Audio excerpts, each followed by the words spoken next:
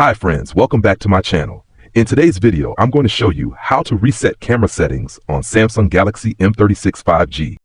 If you're new here, don't forget to subscribe and give this video a thumbs up.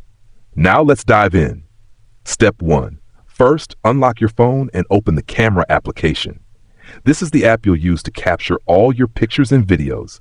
Step 2. Now, once you are inside the camera app, you'll need to locate the settings. On most Samsung Galaxy phones, you can find the settings by tapping on the gear icon in the top left or top right corner of the screen. However, if you have a newer Samsung device running One UI 7 or later, the process is a bit different. You'll first tap on the four-dot icon, which might be a small grid or icon that looks like a stack of dots, at the top of your screen. After that, you can select Settings from the menu that appears.